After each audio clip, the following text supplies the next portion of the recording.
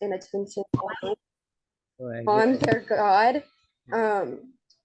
And this allows them to recognize their God's active presence, which allows them to move beyond normal, average, everyday awareness.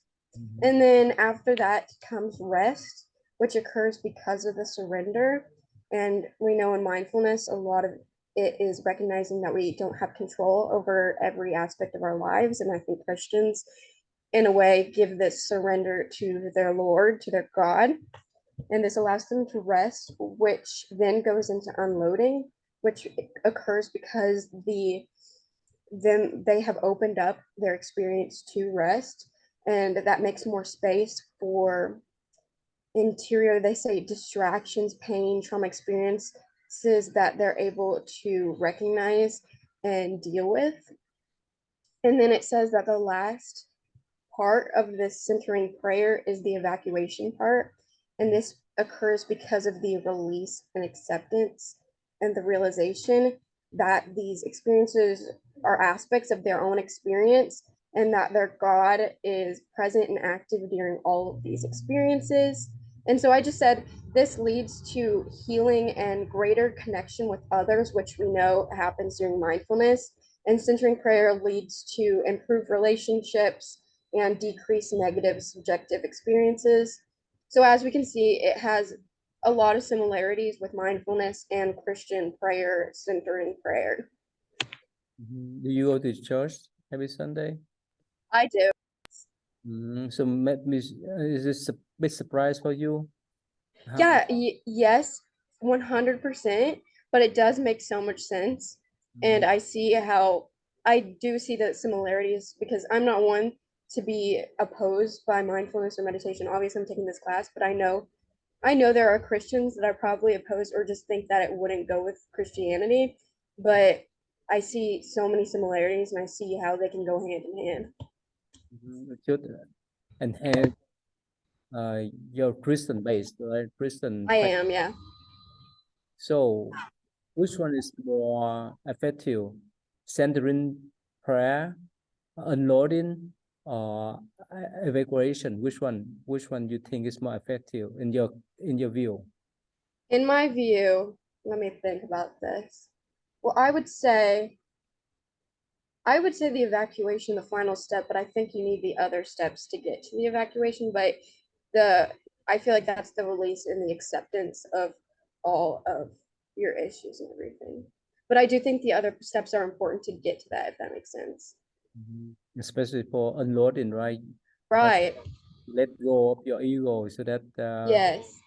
God in, right? Right. Well, that's great. And you see, this is not much different from your faith, right? But this is able, and it's just Yep. your faith differ in the sense. All right, good. Thank you. All right, Lexis, you have number 8. All right, please. All right, number 8 is expound 3 forms of reappraisal of Jewish spirituality, including a translation approach, the cumulative approach, and the neo-traditional approach, which are relevant to Buddhist mindfulness. Okay.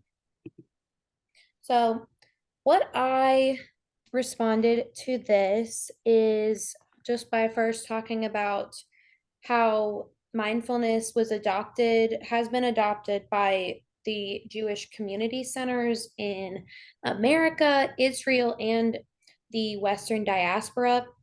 And these practices have originated from Buddhism and then adapted to be a part of the Jewish culture. And it's even made its way into the modern Orthodox traditions. So, the first form of reappraisal is the translation approach. So, how that works is it's a 3-stage process that is a full-on cultural translation of the Buddhist practice and then making its way into the form of like Jewish mindfulness. So how it worked was it started with the earliest like American Jews, and they found the first Western Buddhist school in America, and it was called the Insight Meditation Center. Mhm. And they looked at the practices that happened at this school and then translated it more like linguistically and symbolically so that other people could enjoy it. And so that was the first step, is they translated it for other people to be able to enjoy and use in their own belief system. And then the next step was that health professionals used this mindfulness and actually translated it into the secular form so that it could be used in psychology. And it is now how we use like mindfulness in like the MBSR and other things like that.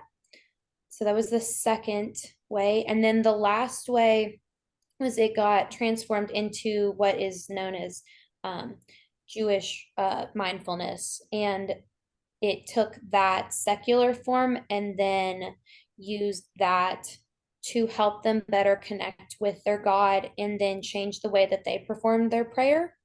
Mhm. And there was a lot talking about how they used mindfulness to prepare for prayer so that they could be more involved and have a deeper connection. The cumulative approach was a way to further enhance the Jewish prayers, and they used the secular form, and that was how they calmed their body and their mind so that they could better focus while they were praying. And it made different like events like Yom Kippur. They used this before engaging in their prayer so that they could have a better experience during these their like religious events. The last approach was the neo-traditional approach, and it actually looked at the Torah, and they were basically looking at the Torah to see when mindfulness was used in that so that they could connect it back to the earliest practices. So they made connections to things like especially like the burning bush, how um he could take a moment and take himself out of his mind to like view this burning bush and be able to notice that it wasn't being consumed by the flames and then submit and then like understand that this was a religious experience and that he was getting a message from God, and be able to open himself up to whatever God was wanting to tell him. So all of these practices were kind of looking at like Jewish history and like events that happened in the Torah to make their prayer a lot more deep. Okay, so which one you think is more applicable for the Jewish communities, Jewish practitioner? I think that the cumulative approach is really great because it takes that secular knowledge, which I think more people would know because it's talked about more in um, like in stress reduction and other things like that. So they can take that and then apply it to their own practice instead of having to think about removing it from a religion and then applying it. But really, it also talked about how all of these different approaches are kind of superimposed on each other. So you may be doing two of them at the same time, or you could even be doing all three of them. So I think that that second one is probably the most applicable if you were to just choose one of them, but all of them together is probably the best approach. So you go to church every Sunday or what? No, I practice at home my faith. I did grow up in the Catholic Church though. Okay. Mm. So again, right, actually amongst Western religious belief system. Somehow Jews is the most closest one to Buddhism, and many of them utilize Buddhist practice. There's a term what they call Jubu. Have you heard about that? I don't think so. Let me show you here. This is a special term right here. They call Jubu. Right here, see this? Jubu. Jubu is the neologism coined with the last year. In short, Jewish Buddhist practice. It surprised you guys? Today I just went to school and have the lecture to my religious study student. One of the students asked me if they can practice Buddhism while they follow Christianity. I say no problem.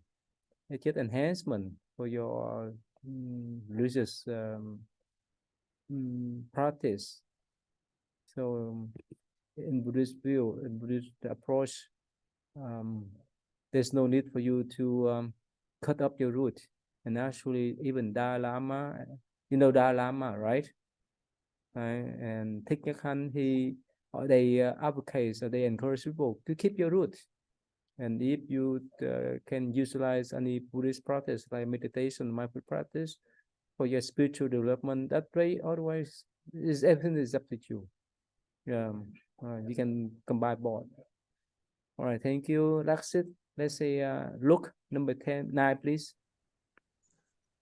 Yeah, so my question was, it says, discuss how healthy people can utilize MBSR, mindfulness-based stress reduction, for stress management.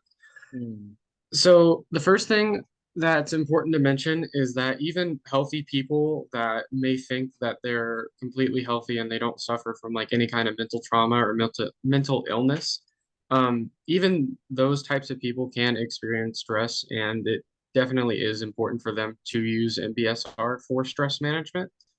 So the 3 ways that I found that healthy people use MBSR to enhance their spiritual values and treatment is through body scan, sitting meditation, and then Hatha yoga practice. So body scan, essentially what it is it focuses attention towards certain parts of the body at a certain time. Like you may pick out a certain region like the head, arms, legs, or whatever. And essentially what you do is you clear you understand the sensations from each specific part at a time before going on to the next.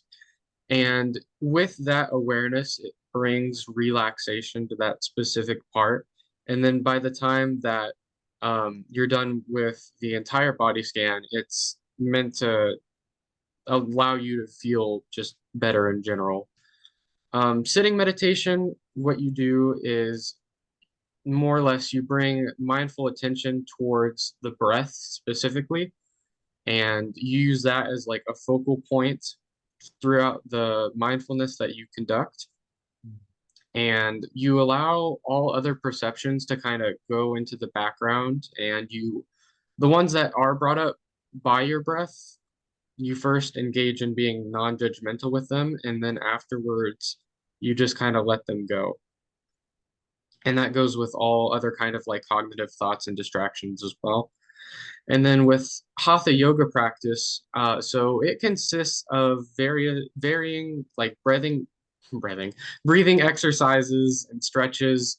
And there's a couple posture positions specifically. And the purpose of that is meant to strengthen and relax the body. And that typically takes place after the body scan. And then I found the results for healthy people using mindfulness-based stress reduction. It gives them more hope, more energy throughout the day, and it also gives a whole bunch of benefits towards physical and mental health.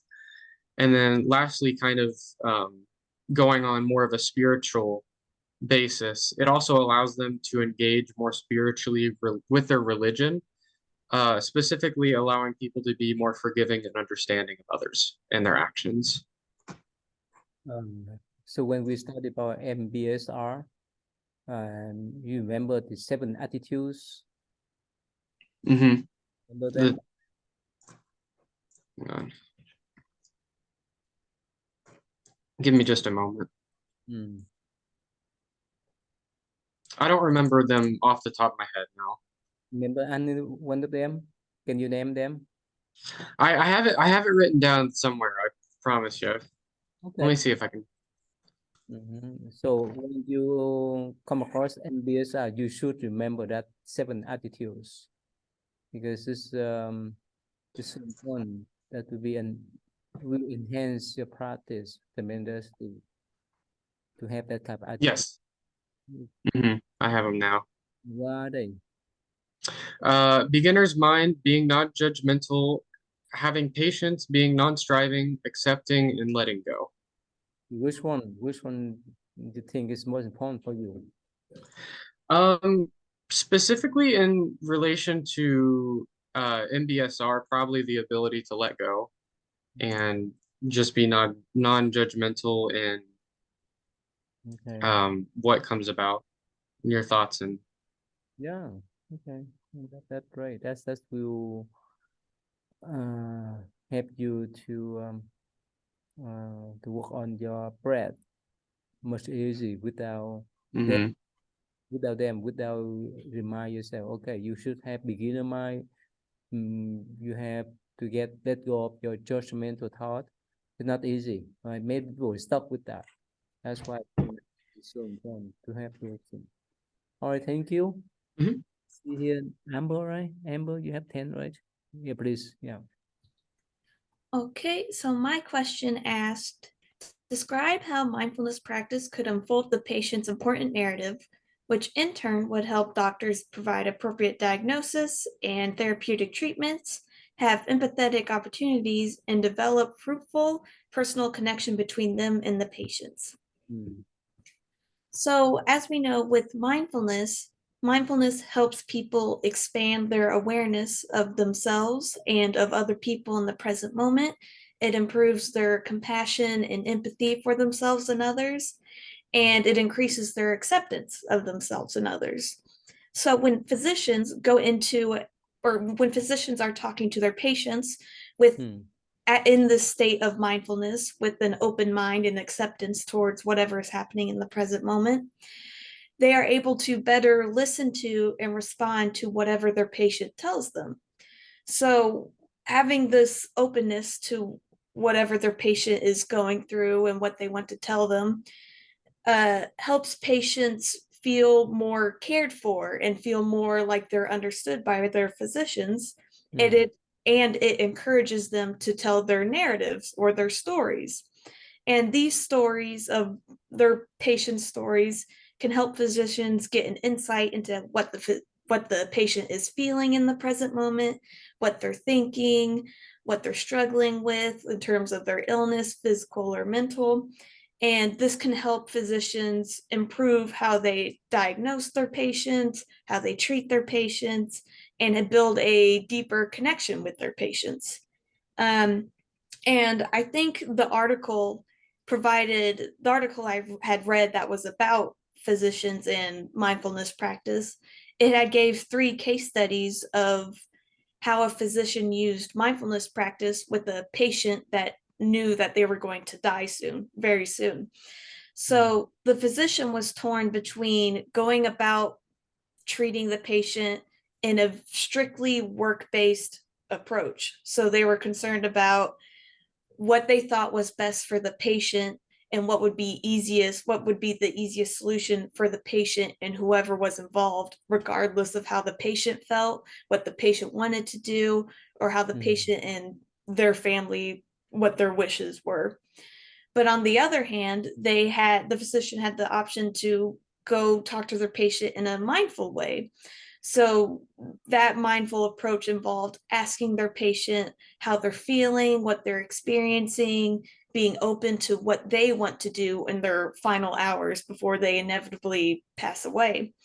So in these case studies, the patient was able to open up more to their physician and talk about their personal stories, how they want to see their family, how they don't want to go to the nursing home, or just be more open towards their physician, which would not have been possible if the physician was more work oriented and more concerned about what they thought was best for the patient.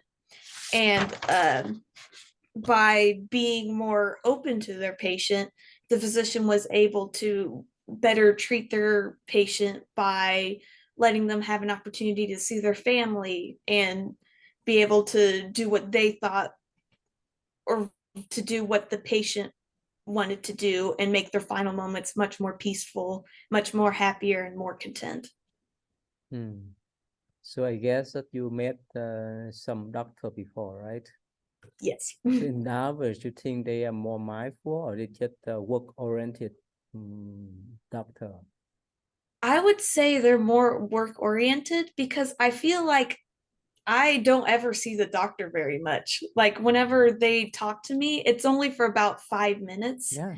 And they just tell me about like, oh, hey, you probably have this. Here's some medicine. Okay, be sure you take your medicine. And then they leave. They don't really ask me about like, how are you feeling? Like, what do you think of this treatment option? Do you want to do something else? They don't really ask me any personal questions. It's more or less just, here's some medicine. Be sure you take it. And that's it.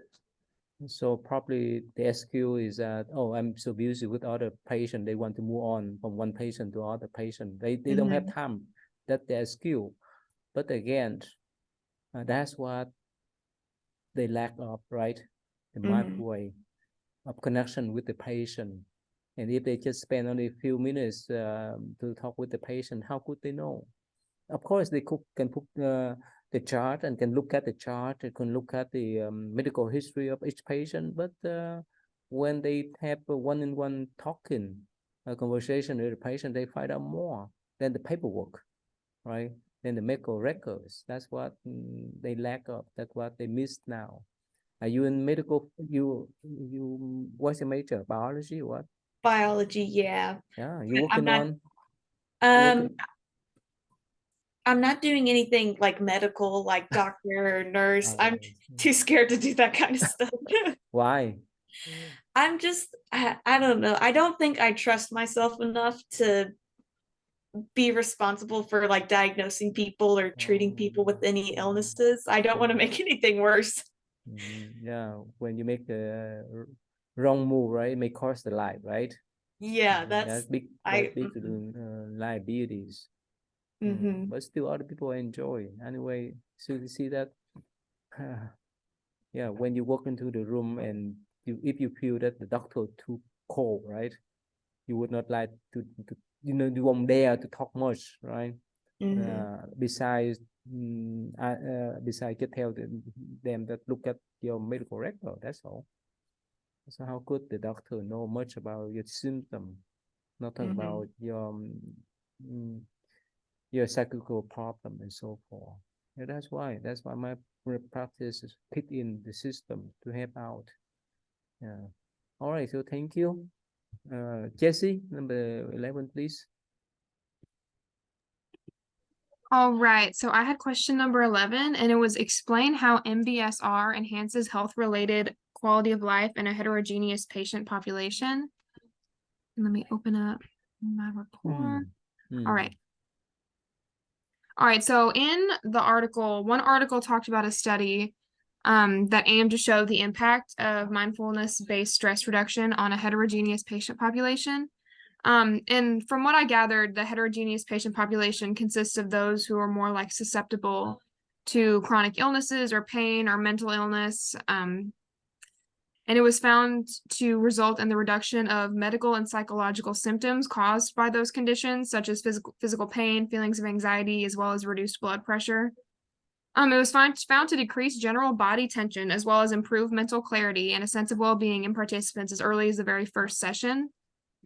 Mindfulness-based stress reduction was also found to increase patient self-esteem, as well as lead to an increase in healthy attitudes, coping mechanisms, and behaviors.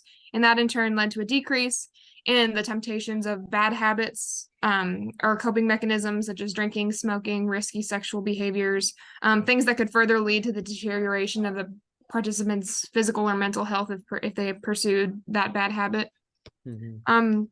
The program also led to a decrease in mood disturbances for participants. Participants also another big thing about this was participants benefited from being surrounded by people in the same situation as them.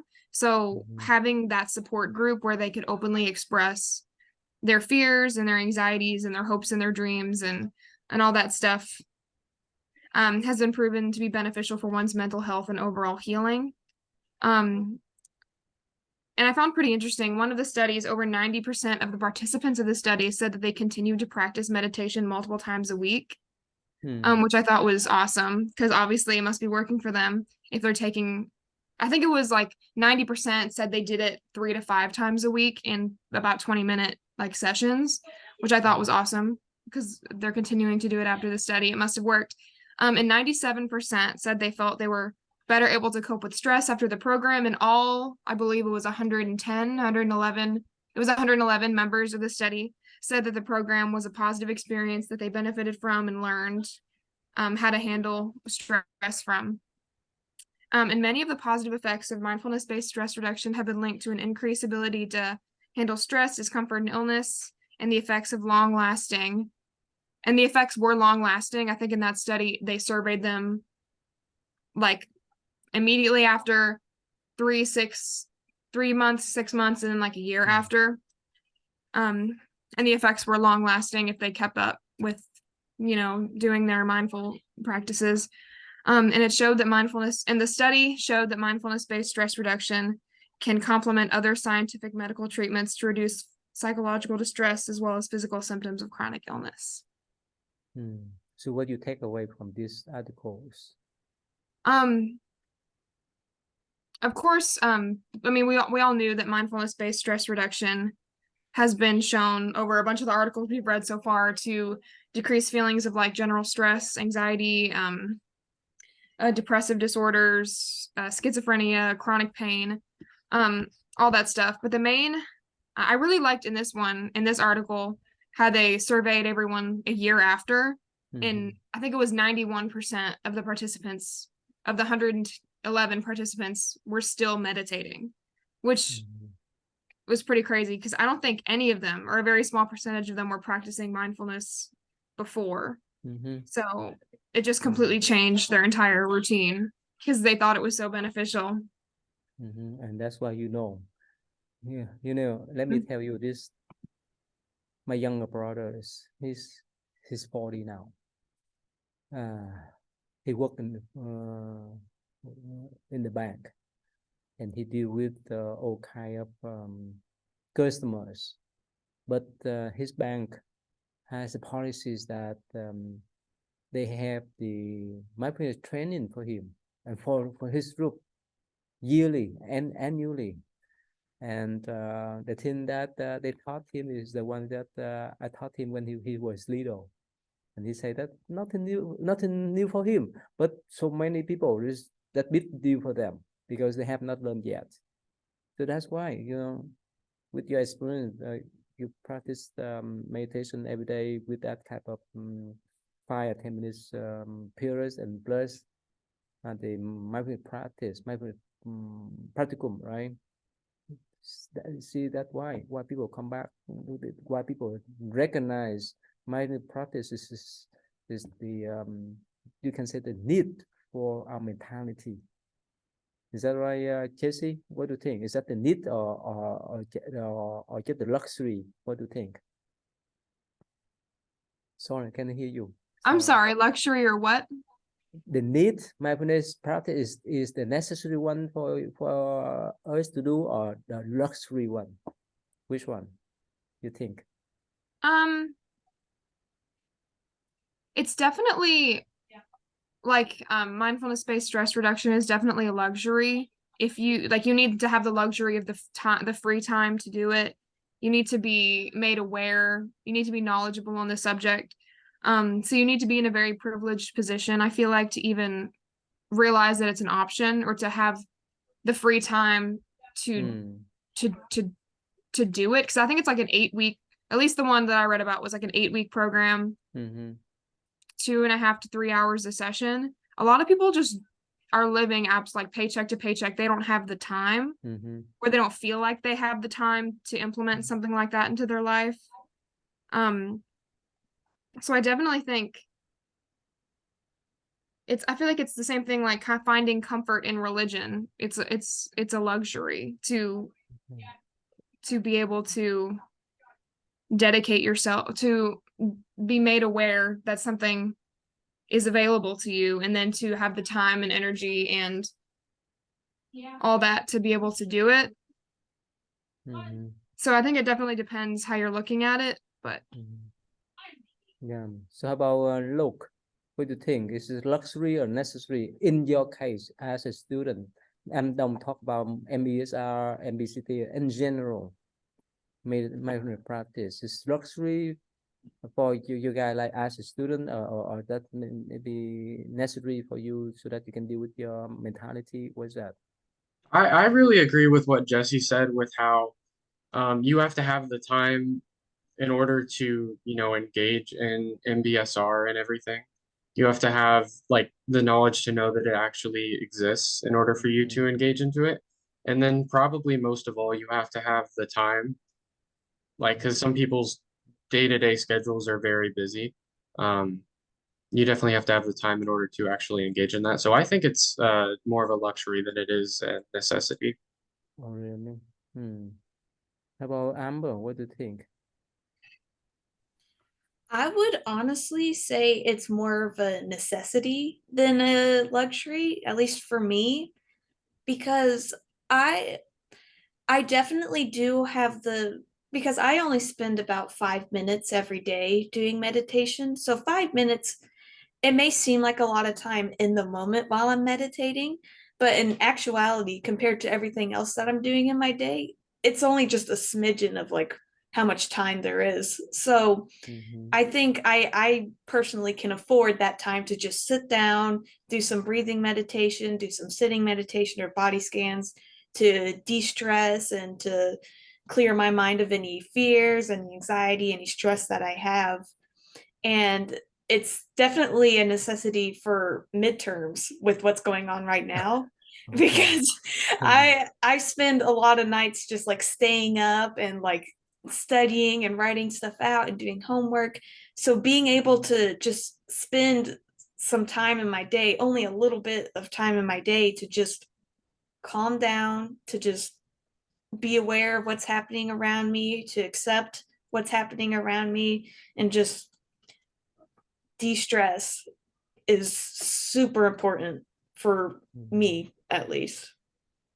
Scarlett, what do you think? I think that it would be wonderful and amazing if it was a necessity for all college students. If some type of mindfulness was required for all of us, I think that would be best case scenario.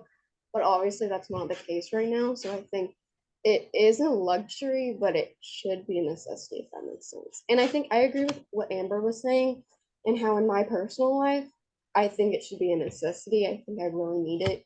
To get me through school, to get me through work. And so I think for the most part, I think it would just be wonderful for everyone to be involved. But obviously, as Jesse and Luke were saying, I don't think it's totally feasible for everyone. It just definitely depends on one, people's free time, and then two, just people's awareness and knowledge on mindfulness. Because I know before I took this class, maybe my opinion would have been different because I hadn't known how important it is, but now obviously I know. So I feel like it should be a necessity. Thank you. Alexis, what do you think?